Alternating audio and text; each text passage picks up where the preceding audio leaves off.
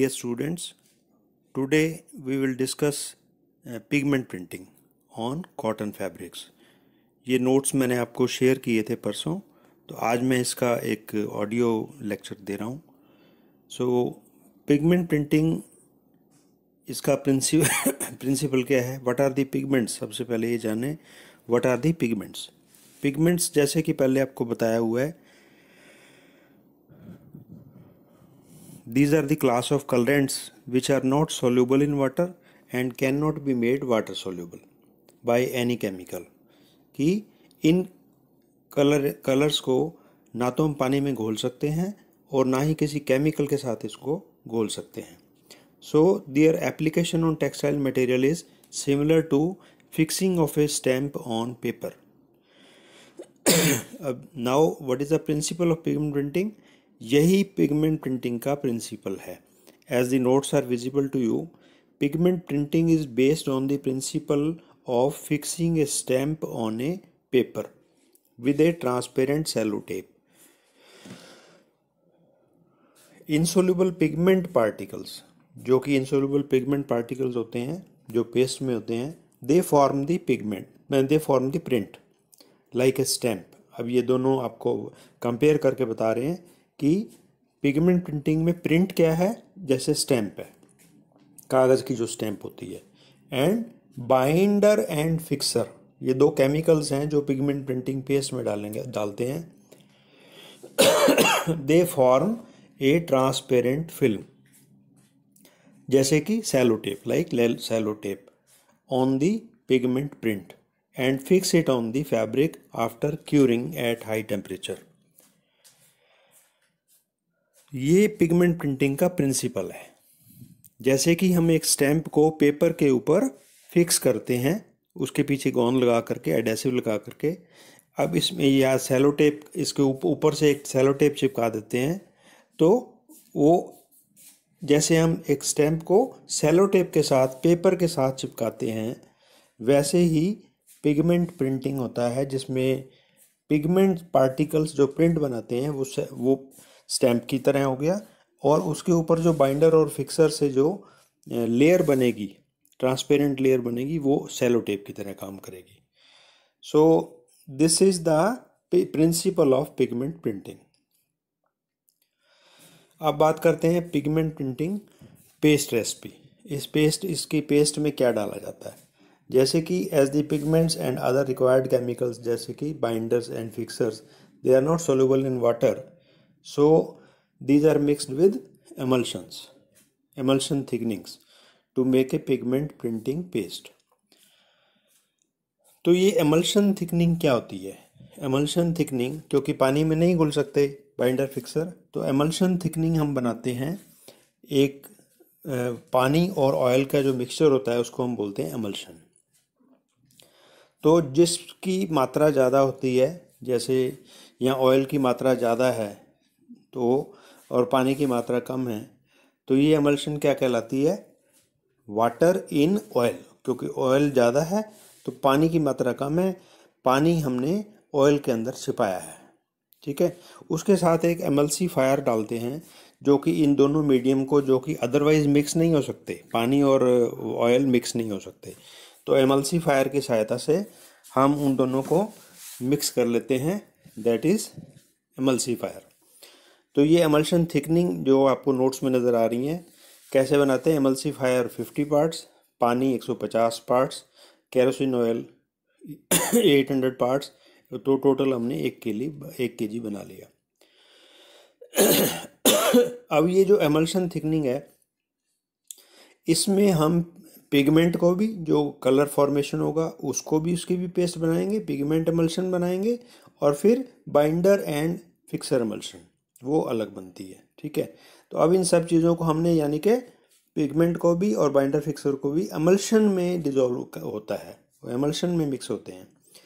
Now pigment and binders are available in market in the paste and emulsion form. तो बाज़ार में आपको powder form में मिल जाते हैं, और एमल्शन मीन्स पेस्ट फॉर्म में भी मिल जाते हैं. तो प्रिंटिंग पेस्ट का रेसिपी क्या हुआ, जो आपको आगे दिखा रखा है ये. इसमें पिगमेंट एमल्शन जो है वो कितनी है? दैट इज़ एक्स पार्ट्स, यानी कि जितना हमें परसेंटेज शीट चाहिए उसके हिसाब से हम पार्ट्स ले लेंगे, ठीक है। और बाइंडर एमल्शन, ये 1 किलो रेसिपी के में जो पार्टीशन है वो कर रखा है। तो binder emulsion 300 parts, fixer 30 parts, और कुछ थिकनिंग बढ़ानी हो, विस्कोसिटी बढ़ानी हो, तो उसके लिए हम इसमें सोडियम एल्जिनेट या ग्वारगम का थिकनिंग डाल सकते हैं। तो दैट इज़ 70 to 80 पार्ट्स।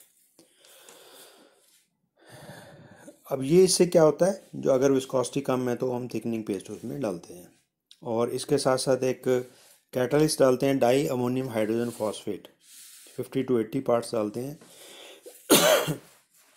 तो और एमल्शन थिकनिंग कितनी डाली, जो हमने ऊपर बना रखी है एमल्शन थिकनिंग ए पार्ट, ये 500 से 600 पार्ट्स।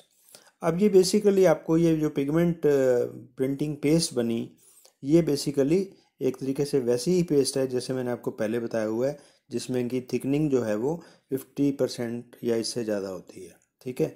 तो यहाँ थिकनिंग दो आपको नज़र आ रही हैं, एमल्शन थिकनिंग और थिकनिंग पेस्ट ऊपर जो सोडियम एल्जिनेट वाली। तो ये इनसे कंफ्यूज नहीं होना है।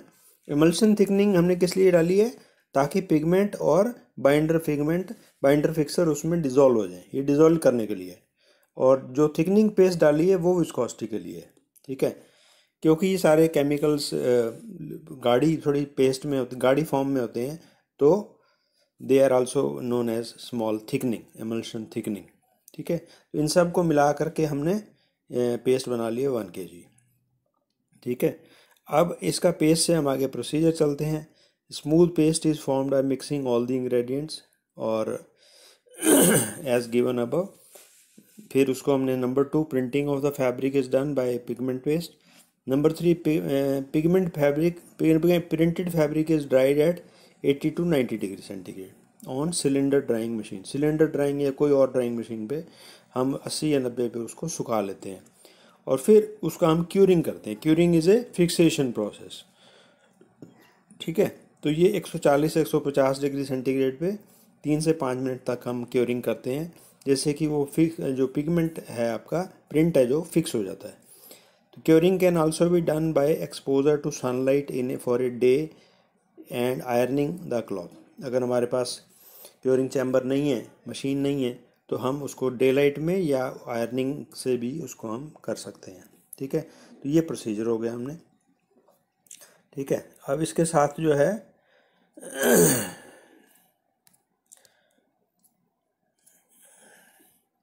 नेक्स्ट जो है इसका वो क्या है, हाँ, अब purpose of different chemicals added in the pigment printing paste, जैसे कि हम बाकी पेस्ट में भी डिस्कस करते हैं। तो इसमें पिगमेंट एमल्शन क्या किस लिए डाली है, पिगमेंट मींस कलर देने के लिए, और एमल्शन मींस क्योंकि पिगमेंट पानी में नहीं घुलता तो एमल्शन में घुला है, तो उसको इसलिए हमने पिगमेंट एमल्शन बोल दिया है, ठीक है। These are for providing colour. Number 2, binder emulsion. अब binders are film forming agents produced by polymerization of monomers, ठीक है। तो बाइंडर जो है वो केमिकल है बेसिकली एक, और वो क्या करता है, मोनोमर्स में जो अलग अलग यूनिट्स होते हैं कंबाइन होकर पॉलीमराइज होते हैं, तो वो ट्रांसपेरेंट लेयर बनाता है। तो जैसे नोट्स में आपको नज़र आ रहा है, these are available in market as milky liquid, दूध की तरह लिक्विड होते हैं, वैसा इसका अपीयरेंस होता है। These are present in the paste as dissolve और डिस्पर्स स्टेट, ठीक है। तो पेस्ट में ये डिस्पर्स स्टेट में रहता है, ठीक है। On curing A film is produced on the pigment particles and fixes the print. The reaction between binder and fibre is shown below. जैसे नीचे आपको रिएक्शन दिखा रखा है, बाइंडर CH2OR, तो ये बाइंडर का फार्मूला हो गया, प्लस HOCl, HOCl मतलब सेलुलोज मीन्स कॉटन।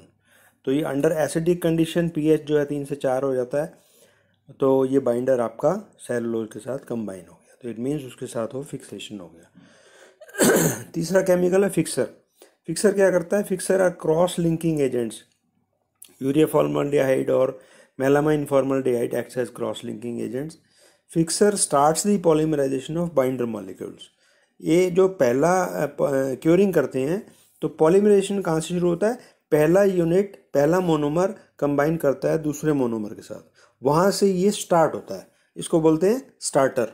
ठीक है, तो वो क्रॉस लिंकिंग शुरू हो जाती है, फिर वो 2 मॉलिक्यूल तीसरे से मिलते हैं, 3 मिलकर के चौथे से मिलते हैं, इस तरीके से चेन रिएक्शन शुरू हो जाता है। तो स्टार्ट करने के लिए फिक्सर की ज़रूरत होती है। ठीक है, these are having reactive groups, this increases rubbing, washing and dry cleaning fastness of the prints. तो फिक्सर जो है वो पॉलीमराइजेशन रिएक्शन को शुरू करने के लिए है। चौथा है थिकनर्स। थिकनर क्या चीज़ है? सोडियम एल्जिनेट या मिथाइल सेलुलोज या ग्वारगम हम डाल देते हैं।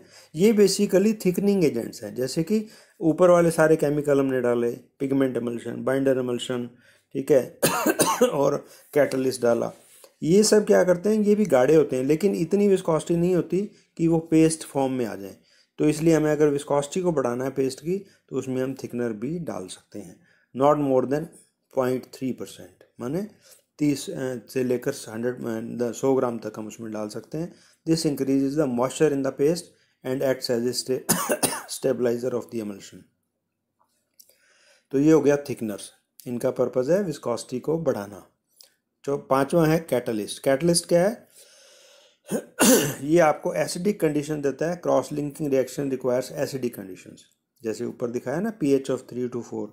So diammonium hydrogen phosphate, orthophosphate, it is used as a catalyst in the pigment printing. These are basically acid liberating agents, जैसे NH4Cl है तो इसमें से HCl निकलता है। ठीक है, तो ये आपका कैटलिस्ट जो है वो एसिडिक कंडीशन देने के लिए, और ये रिएक्शन को शुरू करता है। और छठा जो है एमल्शन। दी एमल्शन तो इसलिए बनाया जाता है वाटर इन ऑयल या ऑयल इन वाटर। यहाँ हमने वाटर इन ऑयल बनाया है, जिससे कि हमारे पिगमेंट और फिक्सर और बाइंडर जो है सारे इसको डिज़ोल्व कर सकें, मिक्स कर सकें, क्योंकि अदरवाइज ऑयल और वाटर हम मिक्स नहीं कर सकते। ठीक है, तो ये सारे केमिकल्स का पर्पस मैंने आपको बताया है इसमें, डिफरेंट केमिकल जो हमने पिगमेंट प्रिंटिंग में यूज़ किए हैं। अब ये मैकेनिज्म में सारी प्रक्रिया होती कैसे है, प्रिंट कैसे बनता है। आफ्टर प्रिंटिंग, जब भी हम प्रिंट कर देते हैं, drying and curing is done. During the curing process, उस क्योरिंग प्रोसेस में क्या होता है, binder molecules polymerise. Binder molecule जो हैं वो पॉलीमराइज होते हैं with the help of the cross linking agent fixer. ठीक है, जिसको बोलते हैं फिक्सर।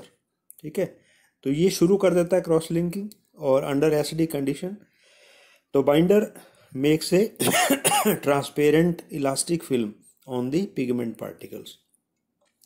तो इस तरीके से पिगमेंट पार्टिकल का जो प्रिंट बना है उसके ऊपर वो ट्रांसपेरेंट लेयर का एक लेयर बन जाएगी, जो कि which will bind the print with the fabric by chemical reaction. In this way pigment printing becomes possible on the fabric. तो इस तरीके से बाइंडर और फिक्सर मिल करके एक लेयर बनाते हैं पिगमेंट पार्टिकल्स के ऊपर, और वो उसको फैब्रिक के साथ फिक्स कर सकते हैं, कर देते हैं। ठीक है, तो this was you can say about the pigment printing. तो ये इसके नोट्स मैंने आपको शेयर किए हैं परसों, और आज मैं आपको ये वीडियो ऑडियो लेक्चर्स भी शेयर कर रहा हूँ, तो जिससे कि आपको ये नोट्स समझने में आसानी हो जाए। और ये दोनों आपको जो ऑडियो लेक्चर है इसको ध्यान से सुनना है आपने। इसमें से फिर भी कोई चीज़ समझ में नहीं आती है, then we can again meet for the clarification. Thank you.